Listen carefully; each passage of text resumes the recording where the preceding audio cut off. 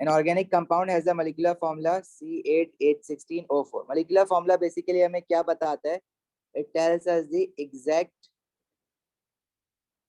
number of atoms in a molecule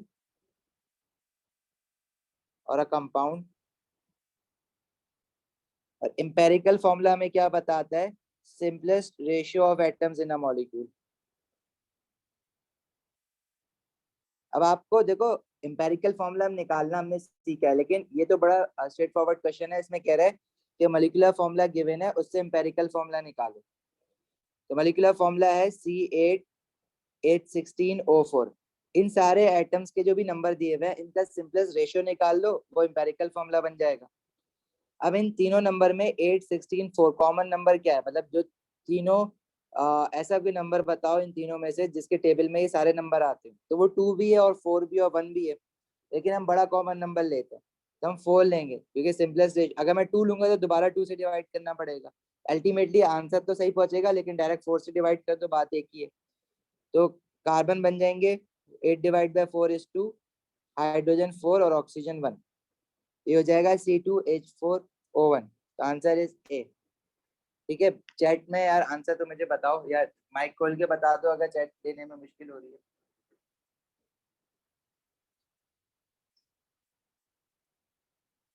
अच्छा जी, which negative ions are present in aqueous copper two sulphate. देखो ये वाला जो क्वेश्चन का पार्ट है ना, ये हम आगे वाले चैप्टर में भी पढ़ेंगे, लेकिन यहाँ भी इसका आंसर आप बता सकते हो। देखो क्वेश्चन 2 में कह रहा है which negative ions are present in aqueous copper two sulphate. अभी जो वर्ड एक्वस है ना, it means dissolve in water. जब कोई चीज वाटर में डिजोल्व हो जाती है तो उसको हम कहते हैं aqueous.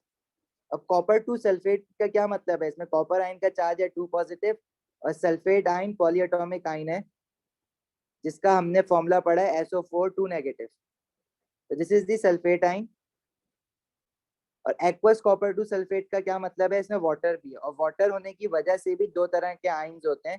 From water we always have H positive ion and OH negative ion. ये बात हम आगे भी पढ़ेंगे चैप्टर्स में। फिलहाल यहाँ पे आपने ये बात याद रखनी है कि जब भी एक्वस होगा तो दो आयन्स एक्वस की वजह से होंगे, वाटर की वजह से होंगे, H positive ion and OH negative ion. और कॉपर टू सल्फेट की वजह से कॉपर टू पॉजिटिव आयन है और SO4 2 नेगेटिव आयन है। तो नेगेटिव आयन हमारे पास दो तरह के, एक हो गया सल्फेट आयन और दूसरा OH नेगेटिव आयन को हम क्या कहते हैं? These are known as hydroxide ion. तो नेगेटिव आयन हमारे पास सल्फेट आयन है और हाइड्रोक्साइड आयन है, राइट। चलो क्वेश्चन 3।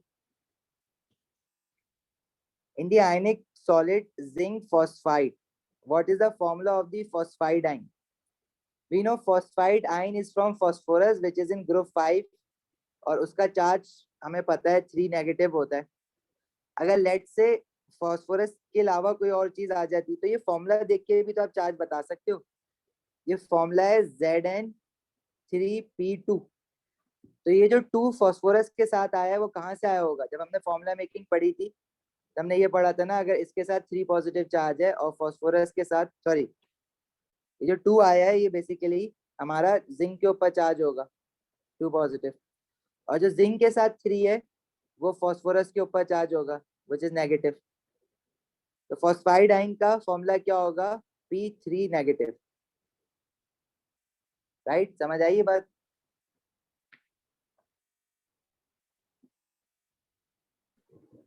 जी सर, क्लियर है। आगे बढ़े, ओके।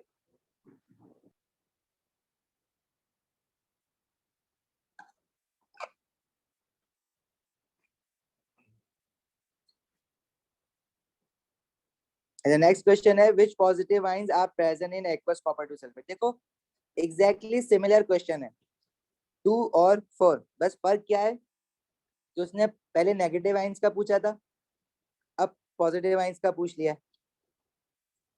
तो पॉजिटिव आयन कौन कौन से हैं हमारे पास? Copper 2 positive ion and H positive ion, copper ions and hydrogen, H positive ion और हाइड्रोजन आयंस। यहाँ पे उसका आंसर बी हो जाएगा। इस तरह से रिपीटेशन होती है क्वेश्चन की। कुछ क्वेश्चन रिपीट होते हैं लेकिन कुछ एज इट इज भी रिपीट हो जाते हैं, और कुछ में इस तरह से छोटे छोटे चेंजेस कर देता है। समझ के क्या रहोगे क्वेश्चन, तो जो रिपीटेड क्वेश्चन होंगे that will become very simple for you. Percentage composition by mass, तो कह रहा है what is the percentage by mass of nitrogen in the fertilizer. Formula दिया हुआ है, अमोनियम फॉस्फेट नाम है इसका। अगर मैं आपसे नाम पूछूं तो इसमें अमोनियम आइन है और फॉस्फेट आइन। फॉर्मूला मेकिंग भी की हुई है इसकी। अमोनियम आइन इज NH4+1 एंड फॉस्फेट आइन इज PO4 3 नेगेटिव। इसका फॉर्मूला बन जाता है NH4 3PO4। इसमें percentage by mass of nitrogen पूछ रहा है, तो वो कैसे निकालोगे? देखो नाइट्रोजन कितने हैं इसमें, नाइट्रोजन NH4 के आगे जो ब्रैकेट लगा हुआ है, ये ब्रैकेट नाइट्रोजन के लिए भी है और हाइड्रोजन के लिए भी है। तो दिया है total of 3 nitrogen, 1 3 3 and nitrogen has an atomic mass of 14, तो 3 into 14 करेंगे डिवाइडेड बाय इस पूरे का मॉलिक्यूलर मास। मॉलिक्यूलर मास देखो एटॉमिक मासेस दिए हुए हैं आपको क्वेश्चन में, अदरवाइज प्रोडक्ट टेबल से भी देख सकते हो अगर नहीं दिए हुए हो तो। इसका MR कैसे निकालोगे? दिया 3 nitrogen 3 into 14, how many hydrogen आ दिया 3 into 4 12 हाइड्रोजन, और हाइड्रोजन का एटॉमिक मास होता है 1। फिर फास्फोरस भी 1 है हमारे पास और फास्फोरस का एटॉमिक मास है 31, और ऑक्सीजन हमारे पास 4 है और ऑक्सीजन का एटॉमिक मास है 16 मल्टीप्लाई बाय 100। इस तरह से परसेंटेज निकालोगे। कितना आ रहा है?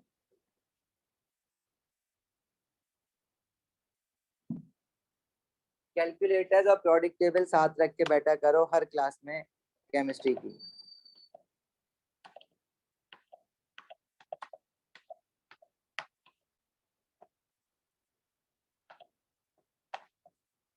तो ये आ रहा है 28.2%। See sir I don't understand this question. देखो बेटा, वो कह रहा है percentage by mass of nitrogen, मतलब इस फॉर्मूला में नाइट्रोजन कितना परसेंट है, और परसेंटेज निकालनी है बाय मासेस। मतलब नाइट्रोजन हमें पता है इस पूरे फॉर्मूला में दिया 3 नाइट्रोजन, फॉर्मूला लिखा हुआ है ना NH4 3PO4। अब NH4 के आगे पीछे ब्रैकेट है, मतलब ये जो 3 है ना वो नाइट्रोजन के लिए भी और हाइड्रोजन के लिए भी है। तो टोटल नाइट्रोजन कितने हैं? 3 नाइट्रोजन है, और एक नाइट्रोजन का एटॉमिक मास होता है 14, तो मल्टीप्लाई बाय 14। अब ये 3 नाइट्रोजन का मतलब 3 मोल ऑफ नाइट्रोजन है डिवाइडेड बाय इस पूरे का मास। जैसे अगर आपका कोई टेस्ट होता है, लेट्स से अगर आपका 10 मार्क्स का टेस्ट है, उसमें से यू हैव स्कोर्ड 8 मार्क्स, तो परसेंटेज कैसे निकालते हो? 8 डिवाइडेड बाय 10 into 100%।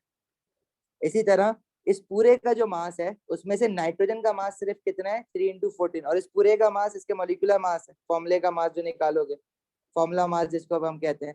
तो 3 into 14, हाइड्रोजन है 12, हाइड्रोजन का मास होता है 1, फॉस्फोरस है 1, फॉस्फोरस का होता है 31, और ऑक्सीजन है 4 into 16। समझ आई अब बात? जी सर। जी ओके, चलिए ना आगे बढ़े। क्वेश्चन 6। अच्छा क्वेश्चन 6 जो है ना, हम लोगों ने ऑब्वियसली आयनिक बॉन्डिंग पढ़ा है, तो ये कह रहा है ये आयनिक कंपाउंड है। अगर ये आयनिक कंपाउंड है तो कह रहा है कि what is the possible formula of this compound. तो अब कैल्शियम फ्लोराइड, अब हमने ये याद है ना कि आयनिक बॉन्ड कब बनता है? जब का ग्रुप 1 2 ट्रांजिशन एलिमेंट और ग्रुप 3 का कोई एलिमेंट अगर बॉन्ड बनाता है ग्रुप 5 ग्रुप 6 या ग्रुप 7 के किसी एलिमेंट के साथ, तो वो जो बॉन्ड बनता है वो आयनिक बॉन्ड बनता है, जो कंपाउंड होता है वो आयनिक कंपाउंड होता है। तो सल्फर डाइऑक्साइड, सल्फर ग्रुप 6 का है, ऑक्सीजन भी ग्रुप 6 का है, तो ये तो दोनों आपस में आयनिक बॉन्ड नहीं बनाएंगे ना, ये तो कोवेलेंट बनाते हैं, दो नॉन मेटल्स आपस में कोवेलेंट बनाते हैं, तो सी तो हो ही नहीं सकता इसका answer. Magnesium oxide, magnesium group 2 का है, ऑक्सीजन ग्रुप 6 का है, तो ये आयनिक हो सकता है। सोडियम क्लोराइड भी आयनिक है और कैल्शियम फ्लोराइड भी आयनिक है, सही है। तो अब इसमें से कौन सा वाला आयनिक कंपाउंड है ये? अगर आप इस आयनिक लैटिस को गौर से देखो तो इस आयनिक लैटिस में कुछ एटम जो है ना वो बड़े साइज के हैं, मतलब कुछ आयन जो है ना वो बड़े साइज के हैं, और कुछ जो है वो छोटे साइज के हैं। मतलब इनमें से कोई एक कैटाइन है, और जो इनको मैं छोटा, जो छोटे वाले जिनको मैं ब्लू कलर कर रहा हूँ, वो एक कैटाइन है एक एनाइन है। जो छोटे वाले होते हैं ना वो कैटाइन होते हैं वैसे।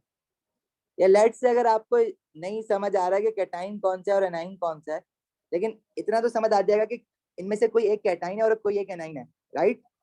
क्या इनकी क्वांटिटी इक्वल दिख रही है आपको इसमें? अगर मैं रफली इनकी क्वांटिटी देखूं तो जो बड़े वाले और छोटे वाले हैं, क्या ये दोनों इक्वल नंबर में है? हाँ भाई, क्या ये दोनों ईमान बेटा इक्वल नंबर में है, बड़े वाले और छोटे वाले? मतलब कैटायन और एनाइन क्या इक्वल नंबर में है? नहीं है। मतलब छोटे वाले ज्यादा है, बड़े वाले कम है। बड़े वाले देखो ना, आपके पास ये हो गया 1 2 3 4 5 6 7 8, लेकिन जो छोटे वाले हैं उनकी क्वांटिटी देखो कम है, 1 2, उनकी ज्यादा है, 1 2 3 4 5 6 7 8 9 10 11 12 13। तो can they be in the ratio of 1:1? क्या ये 1:1 के रेशियो में हो सकते हैं? नहीं। सोडियम क्लोराइड में देखो, सोडियम और क्लोरीन का 1:1 का रेशियो है, सोडियम आयन और क्लोराइड आयन का 1:1 का रेशियो है। और मैग्नीशियम ऑक्साइड में भी मैग्नीशियम आयन और ऑक्साइड आयन का 1:1 का रेशियो है। तो जब इनकी क्वांटिटी इक्वल नहीं है तो ये 1:1 के रेशियो में नहीं हो सकते ना। ठीक है, अब ये 1:2 के रेशियो में है या 1:3 के रेशियो में, वो तो मैं देख के नहीं बता सकता, लेकिन मुझे इतना पता है कि 1:1 के रेशियो में नहीं है। तो 1:1 का रेशियो वाले जो फॉर्मूला है वो तो नहीं होगा, तो बचा क्या फिर? यही बचा ना जिसमें 1:2 का रेशियो आ रहा है। और SO2 नहीं है आंसर, क्योंकि वो तो कोवेलेंट है ना, उसको तो हमने पहले ही हटा दिया था।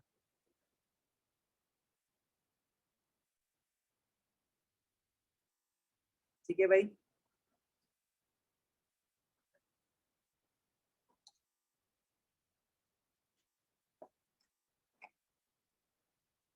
आगे बढ़े।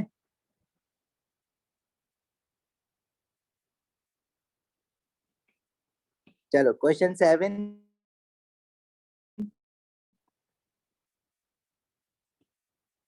व्हेन ब्यूटानॉल, अभी आपको नहीं पता ब्यूटानॉल क्या है, but they have written the equation, chemical equation, और ये केमिकल इक्वेशन की ना बैलेंसिंग करनी है। देखो बैलेंसिंग ना हम अलग से कोई टॉपिक नहीं है। आपको जो स्टूडेंट्स कहते हैं कि बैलेंसिंग पढ़नी है, तो बैलेंसिंग देखो बेटा ट्रायल एंड एरर है। ट्रायल एंड एरर मतलब आपको देख देख के करना पड़ेगा कि क्या चीज कहाँ लगाएं तो बैलेंस हो जाए। अब यहाँ पे हाइड्रोजन जो यहाँ लगे हुए ना, उसमें W लिखा हुआ है, अननोन नंबर है, और X अननोन है, और यहाँ पे Y अननोन है। इनकी जगह मैं क्या नंबर लगाऊं कि ये सारे बैलेंस हो जाएं? देखो, अगर मैं इक्वेशन की लेफ्ट हैंड साइड पे देखूं तो कार्बन जो है वो 4 है टोटल। टोटल हाइड्रोजन हमें नहीं पता कितने है, लेकिन यहाँ 1 है, और ये W है, तो W+1 हो गए। अब W तो मुझे पता ही नहीं है। और ऑक्सीजन भी टोटल, जो C4H12OH है, इसमें ऑक्सीजन 1 है, और दूसरे लेफ्ट हैंड साइड पे ही oxygen X moles of O2 है, तो ये 2X हो जाएगा। ये भी नहीं पता। राइट हैंड साइड पे हमें बहुत सारी चीजें पता है। देखो कार्बन यहाँ पे राइट हैंड साइड पे 4 1 4, कार्बन 4 है। ठीक है, अब लेफ्ट हैंड साइड पे भी कार्बन 4 है। अच्छा, ऑक्सीजन राइट हैंड साइड पे जो है वो 4 2 8 कार्बन डाइऑक्साइड की वजह से, और वाटर की वजह से Y into 1 इज Y, और हाइड्रोजन जो है वो Y into 2 इज 2Y। अब अगर इस तरह से मैं इक्वेशन बैलेंसिंग करने बैठूंगा तो ऑब्वियसली मुझे सोचना पड़ेगा कि कहाँ पे मैं क्या नंबर लगाऊं कि लेफ्ट और राइट पे एटम्स इक्वल हो जाए। लेकिन ये क्वेश्चन करने के लिए हमारे पास देखो ऑप्शंस में वैल्यूज भी तो गिवन है, मैं उनको यूज करूंगा और देखूंगा कि कौन से ऑप्शन से सारी चीजें बैलेंस हो जाती हैं। ठीक है, अब जरा ध्यान से देखना। अगर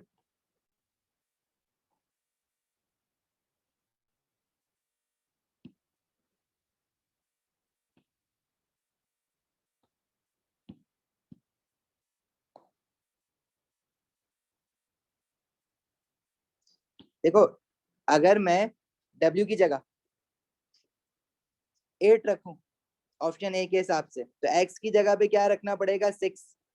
मतलब अगर मैं W की जगह पे 8 रखता हूँ, तो X की जगह पे मुझे रखना पड़ेगा 6,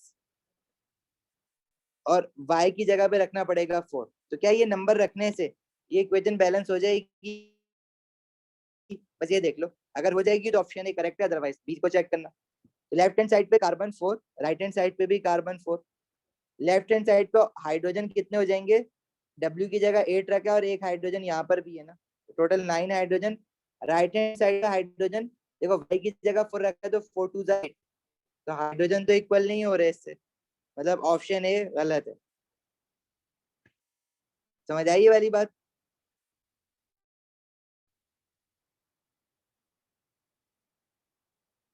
तो ऑप्शन ए के आंसर हो गया गलत।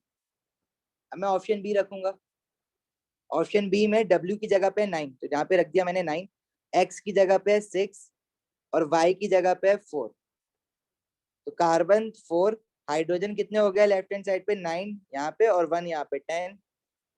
राइट हैंड साइड पे कार्बन 4 और हाइड्रोजन कितने हो गए 4 2 8। अगेन दोबारा हाइड्रोजन बैलेंस नहीं हो रहा, लेफ्ट पे 10 राइट पे 8, तो मतलब बी भी नहीं हो सकता। समझ आ रहे हैं ना? आगे बढ़े।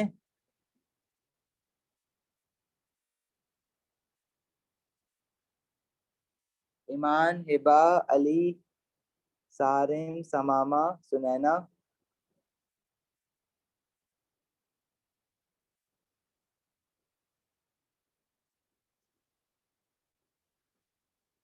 ठीक है, अब ऑप्शन सी चेक करते हैं। As per option C, W की जगह पे 9 है, X की जगह पे 6 है और Y की जगह पे 5 है। तो देखो कार्बन 4 4, हाइड्रोजन जो है वो लेफ्ट हैंड साइड पे 9 ये और 1 ये 10, और हाइड्रोजन अब राइट हैंड साइड पे देखो Y की जगह 5 है तो 5 2 10। अभी हाइड्रोजन भी 10 10 है, लेकिन अब ऑक्सीजन भी देखना पड़ेगा। ऑक्सीजन C4H, एक ऑक्सीजन यहाँ पर है और 6 लगाने की वजह से 6 टू 12 हो जाएगा, तो 12 यहाँ पे और 1 यहाँ पे, तो टोटल 13 बन रहा है।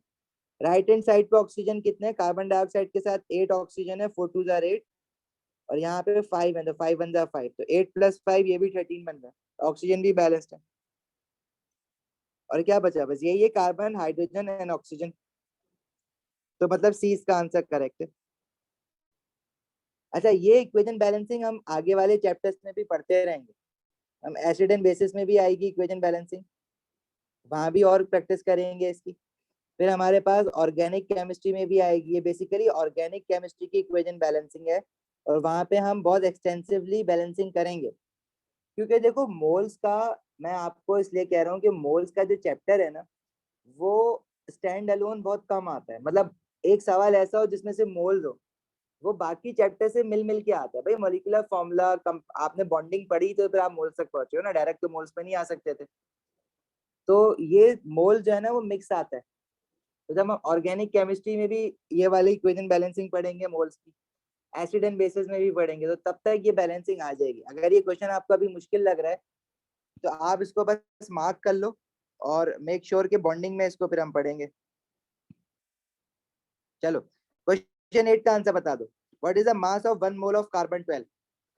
1 मोल के किसी भी एटम का मास उसके एटॉमिक मास के बराबर होता है। अभी जो कार्बन 12 लिखा हुआ है ना, देखो हमने एटॉमिक मासेस देखा था पीरियोडिक टेबल में, एटॉमिक मासेस नीचे लिखे हुए होते हैं और एटॉमिक नंबर ऊपर लिखे हुए होते हैं। लेकिन क्वेश्चंस में हमने देखा कि मास नंबर ऊपर लिखे हुए हैं, एटॉमिक नंबर ज्यादातर नीचे लिखे हुए हैं। लेकिन अगर किसी एलिमेंट के साथ ऐसे वो डैश डाल के आगे कोई नंबर लिखता है ना, वो हमेशा उसका मास नंबर होता है। और ऑब्वियसली एटॉमिक नंबर तो कार्बन का 16 होता है। अब कार्बन के भी 3 आइसोटोप्स हमने पढ़े हैं ना, कार्बन 12, कार्बन 13 एंड कार्बन 14। तो अगर वो कार्बन 12 के 1 मोल का मास पूछ रहा है, एटॉमिक मास के इक्वल है, ये AR है इसका। तो mass of 1 mole of any atom is equal two is atomic mass, जो कि 12 लिखा हुआ है उसमें, तो ये this is 12 gram. Straight forward है।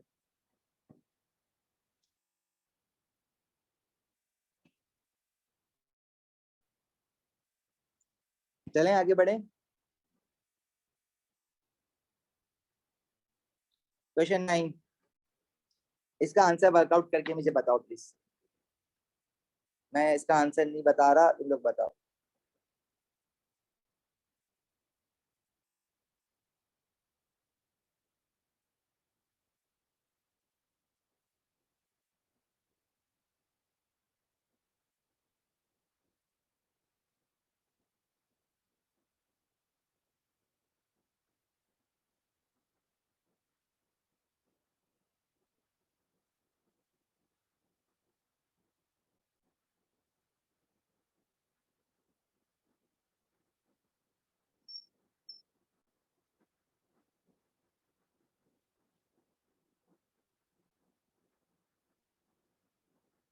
ईमान डी कह रहे हो, इसका आंसर डी कह रहे हो क्वेश्चन 9 का।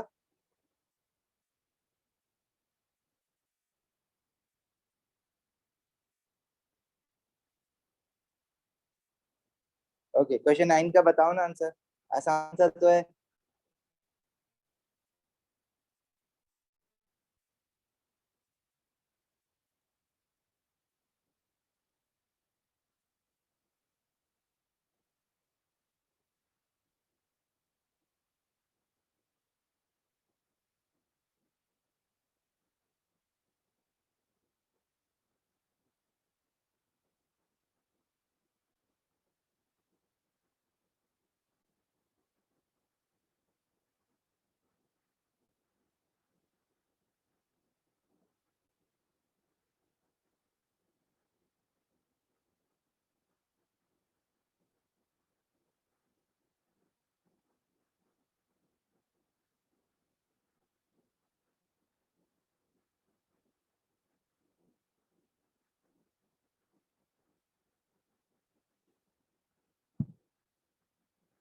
ए, ठीक है।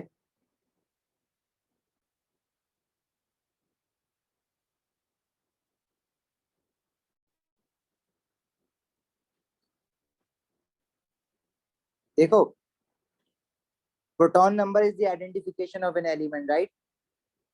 Proton number of an element is 6। उसने आइडेंटिटी तो हाइड कर दी है, लेकिन 6 प्रोटॉन नंबर किस एलिमेंट का होता है, you can easily go into the product table and find out के 6 प्रोटॉन नंबर किसका होता है। 6 प्रोटॉन नंबर कार्बन का होता है, it means it is a carbon element, and the proton number of element Y is 9। और जो proton number 9 किस एलिमेंट का होता है, again you can go to the product table and find out के एटॉमिक नंबर 9 जो होता है वो तो फ्लोरीन का होता है। तो जो Y है ये बेसिकली फ्लोरीन है।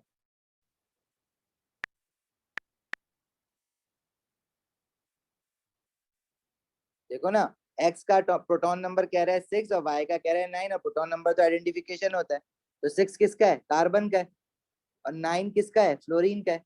तो मतलब एक ग्रुप 4 का एलिमेंट है कार्बन, और एक ग्रुप वाई जो है वो ग्रुप 7 का एलिमेंट है, डेट इज फ्लोरीन।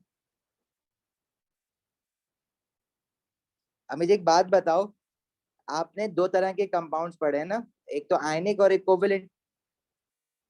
अब जस्ट टेल मी कि क्या ये आपका आयनिक है या कोवेलेंट है। अगर मैं कह रहा हूँ कि मेरे पास एलिमेंट ग्रुप 1 2 ट्रांजिशन एलिमेंट और ग्रुप 3 के होते हैं, अब वो बॉन्ड बनाते हैं ग्रुप 5 का किसी एलिमेंट के साथ, ग्रुप 6 के किसी एलिमेंट के साथ, या ग्रुप 7 के किसी एलिमेंट के साथ, तो वो बॉन्ड आयनिक बॉन्ड होता है। और आयनिक बॉन्ड की formula making of an ionic compound हमने कैसे पढ़ा है कि कैटाइन होगा और एक एनाइन होगा, क्रॉस करके फॉर्मूला बनाएंगे। लेकिन एक्स कार्बन है और वाई फ्लोरीन है, कार्बन ग्रुप 4 का है, ठीक है, और फ्लोरीन भी ग्रुप 7 का है, दोनों नॉन मेटल है। आयनिक बॉन्ड तो between metal and non metal बनता है ना बेटा, तो इट मींस कि ये आयनिक बॉन्ड नहीं है। कोवेलेंट बॉन्ड कब बनता है, जब आपके पास कोई एलिमेंट ग्रुप 4 का हो, 5 का हो, 6 का हो, या 7 का हो, या हाइड्रोजन हो। Carbon is from group 4 and fluorine is from group 7। Carbon and fluorine जो कंपाउंड बनाएंगे वो कोवेलेंट बनाएंगे ना, राइट। तो this is not an ionic compound, this is a covalent bond. ठीक है, आप इसमें ये मत कर देना कि एक्स ग्रुप 4 का है तो उसको +4 ले लें, वाई ग्रुप 7 का है तो -1 ले लें, और एक्स वाई 4 ले लें। ठीक है। अच्छा, अब कोइंसिडेंटली ये तरीका करने का गलत है, लेकिन कोइंसिडेंटली इसका जो आंसर है वो डी ही बन रहा है। लेकिन वो डी कैसे बन रहा है आपने ये रियलाइज करना है, वो आयनिक बॉन्डिंग से नहीं बन रहा है, कोवेलेंट से बन रहा है। अब कार्बन ग्रुप 4 का है, right, and it has 4 electrons in its outermost shell. और जब हमने कोवेलेंट बॉन्डिंग की बात की थी तो हमने देखा था ग्रुप 4 के जो एलिमेंट्स होते हैं they make 4 covalent bonds, group 5 के elements they make 3 covalent bond, group 6 के एलिमेंट में they make 2 covalent bond, and group 7 के element they make 1 covalent bond. तो बेटा कार्बन जो है वो 4 बॉन्ड बनाएगा, इसके साथ 4 डंडियां आती हैं। अब जो फ्लोरीन है, जो एलिमेंट वाई है, वो तो एक ही बॉन्ड बना सकते हैं ना। अब कार्बन के 4 बॉन्ड कैसे पूरे होंगे, मतलब एक और फ्लोरीन लगाना पड़ेगा, एक और फ्लोरीन, एक और फ्लोरीन। मतलब in terms of X and Y बात करें तो जो एक्स है इसने 4 बॉन्ड बनाने हैं और इसके साथ 4 अलग अलग एक एक बॉन्ड वाले वाई लगेंगे। तो एक कार्बन 4 फ्लोरीन, एक एक्स और 4 वाई, एक्स वाई 4। ये जो बन रहा है ये कोवलेंट की वजह से एक्स वाई 4 बन रहा है, नॉट बिकॉज आयनिक बॉन्ड। समझ आई बात? ईमान, हिबा, इकरा, अली, सारिम एंड समामा।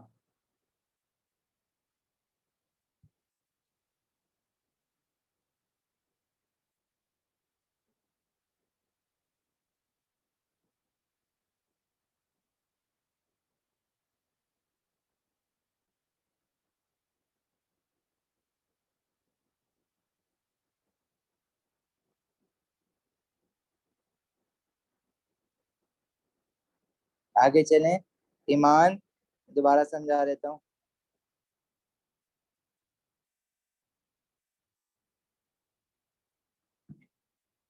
देखो बेटा, ये जो इसने हमें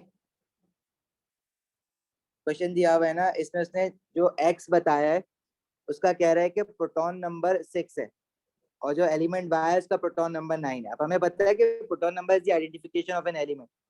तो मैं आइडेंटिफाई कर सकता हूँ कि एक्स जो है वो कार्बन है, क्योंकि कार्बन का एटॉमिक नंबर 6 हो सकता है और किसी का नहीं होगा दुनिया में। एलिमेंट वाई का एटॉमिक नंबर 9 है, तो एटॉमिक नंबर 9 हम प्रोडक्ट टेबल से हमने देखा कि वो फ्लोरीन का हो सकता है। अब कार्बन और फ्लोरीन दोनों नॉन मेटल है, तो ये लोग आपस में कोवलेंट बॉन्ड बनाएंगे ना, आयनिक बॉन्ड तो नहीं बना सकते, राइट? तो अच्छा, कार्बन ग्रुप 4 का है और ग्रुप 4 के element they make 4 covalent bonds. और फ्लोरीन ग्रुप 7 का है, fluorine they make 1 covalent bond. अब कार्बन के तो 4 बॉन्ड बनने हैं, तो मतलब इसके साथ 4 फ्लोरीन एटम्स लगाने पड़ेंगे ना। The formula would be CF4।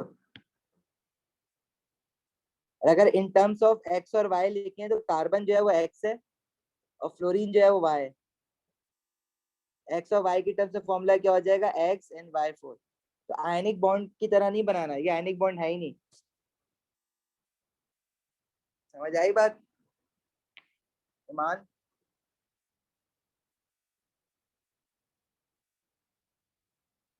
चलो आगे बढ़ते हैं। इसी तरह क्वेश्चन 10 जो है ना वो भी ऑलमोस्ट सिमिलर क्वेश्चन है। मेक श्योर इसको एज अ होमवर्क लो और खुद करोगे क्वेश्चन 10 को। क्वेश्चन 11 में कह रहा है कि टू डिफरेंट हाइड्रोकार्बन, हाइड्रोकार्बन वो कंपाउंड होता है जिसमें एक एलिमेंट हाइड्रोजन हो और दूसरे एलिमेंट कार्बन हो। Each contain the same percentage by mass of hydrogen. It shows that they have the same empirical formula. अब आइसोमर्स अभी आपने पढ़ा नहीं है, इस ऑप्शन को तो मैं नहीं समझाऊंगा अभी। लेकिन अगर परसेंटेज सेम है दो कंपाउंड्स में हाइड्रोजन की, तो मतलब एलिमेंट्स का रेशियो सेम होगा ना, तो सेम एम्पेरिकल फॉर्मूला होगा। जैसे फॉर एग्जांपल आपका क्या कहते हैं,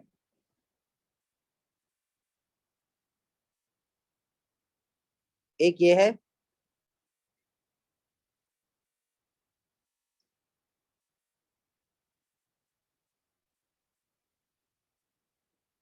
सॉरी,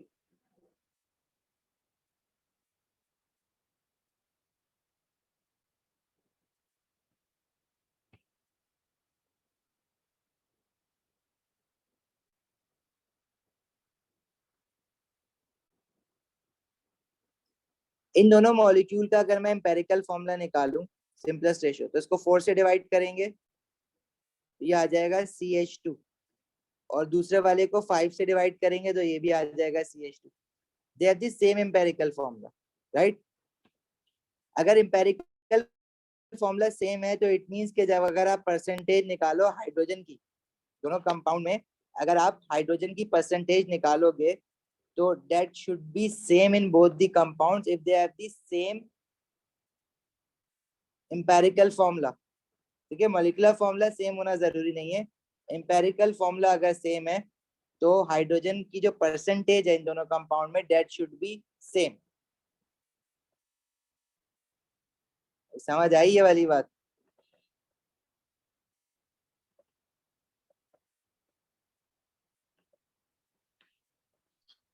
देखो अब निकाल के देख लो ना परसेंटेज, इन दोनों कंपाउंड का एम्पेरिकल फॉर्मूला सेम है, इसका भी CH2 आएगा, इसका भी CH2 आएगा। अब हाइड्रोजन की percentage by mass of hydrogen निकालना है इसमें, तो they are total 8 hydrogen into 1, atomic mass hydrogen का 1 होता है। अब C4H8 4 कार्बन इनटू 12 और हाइड्रोजन इज 8 इनटू 1, ठीक है, इनटू 100%।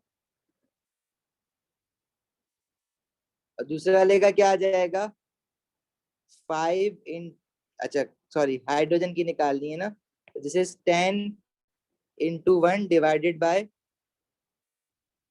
5 into 12 plus 10 into 1। दोनों की परसेंटेज निकाल के देखो कैलकुलेटर्स अगर हैं साथ, ताकि आपको भी कंफर्म हो। तो दोनों की जो परसेंटेज आ रही है, it is coming out to be 14.3%। मतलब आपको इसमें से कुछ अज्यूम करके निकालना नहीं है, you should remember if two compounds have the same percentages of elements in it, it means they both must have same empirical formula, ठीक है, you have to remember that। ये तो मैंने आपको एग्जांपल देके सिर्फ कंफर्म करने के लिए कि वाकई में ऐसा होता है, क्यों होता है वो बताया, otherwise you have to remember that. ठीक है भाई, आगे बढ़े।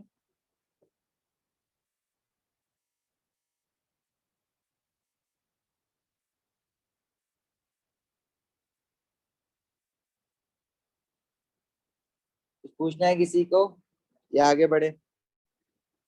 क्वेश्चन 12 का आंसर बता दो जल्दी से।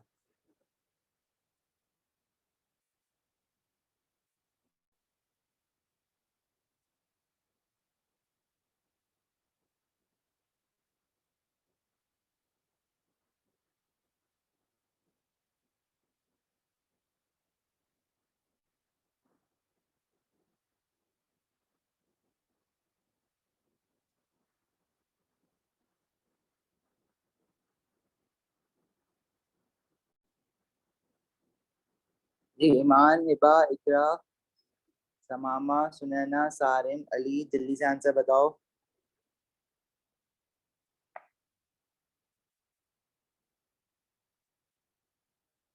क्वेश्चन समझ आए पहले ये बता दो, अगर क्वेश्चन ही समझ नहीं आ रहा तो बता दो ताकि हम क्वेश्चन करें फिर।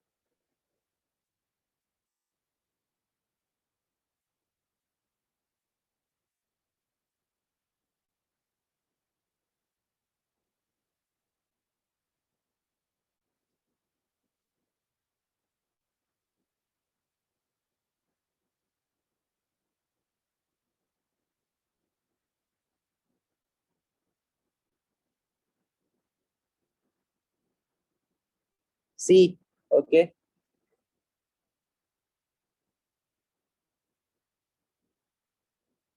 क्यों का?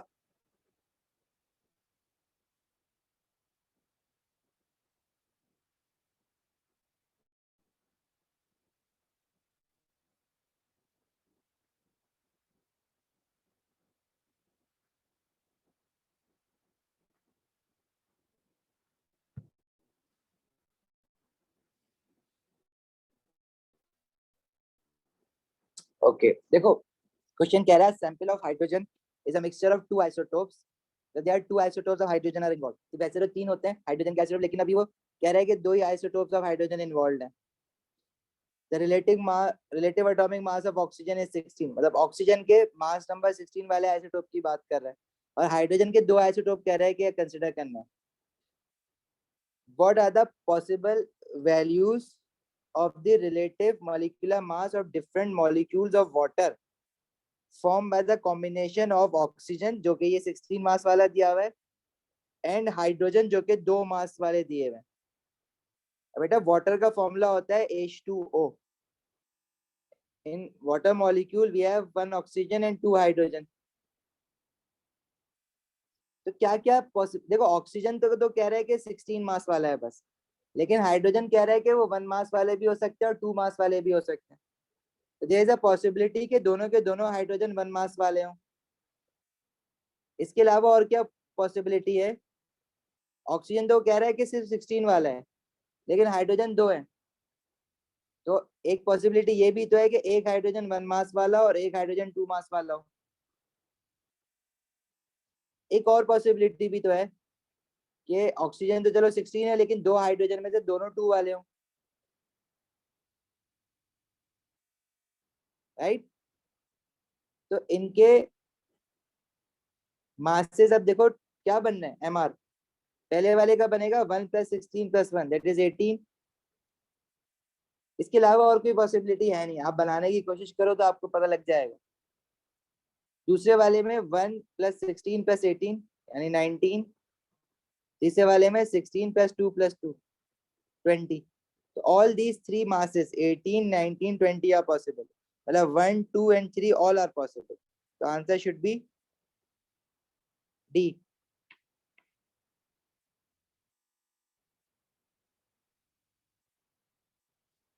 जी, आई बात समझ।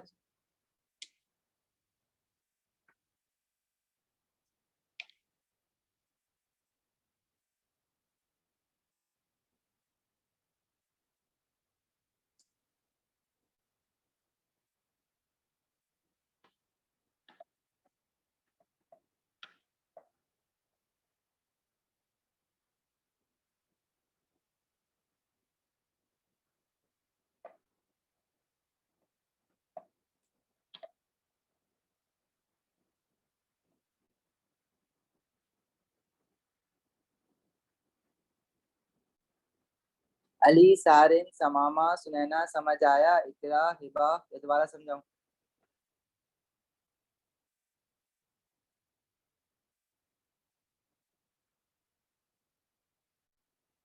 सबको आ गया समझ, आगे बढ़े।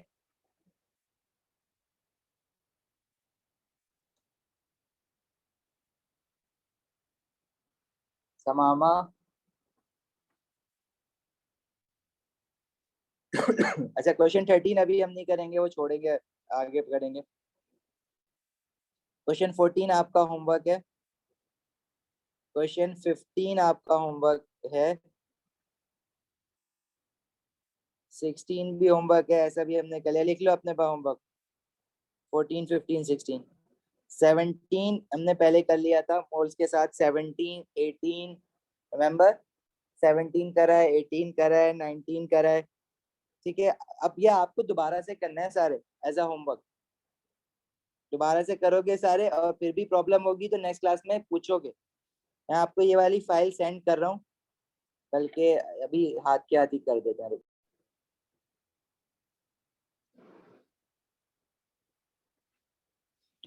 देखो परसेंटेजेस दी हुई है इसमें bye mass of nitrogen.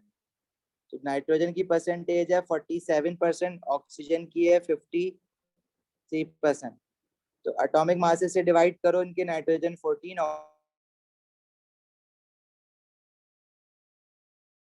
To 3 decimal places लिखने के बाद उनको आप क्या करोगे, स्मॉलेस्ट नंबर से डिवाइड करोगे। तो ये पहला आ रहा है 3.357 और ऑक्सीजन आ रहा है 53/16 3.3125। इन दोनों में जो छोटा नंबर है वो 3.3125 है। उसे दोनों को डिवाइड करोगे तो ये जो वैल्यू बन जाएगी हमारे पास नाइट्रोजन की, वो बनेगी 1.01। तो उसको हम 1 लिखेंगे और ऑक्सीजन इज 1। ठीक है, तो दोनों 1 1 बन रहे हैं, तो NO, राइट।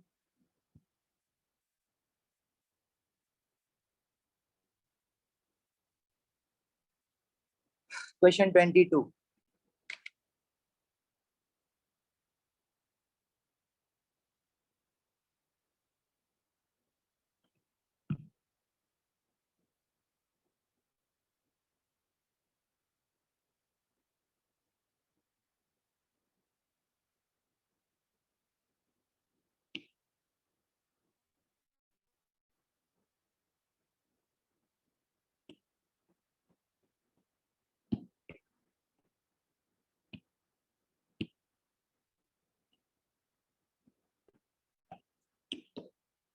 बताओगे 22 का आंसर?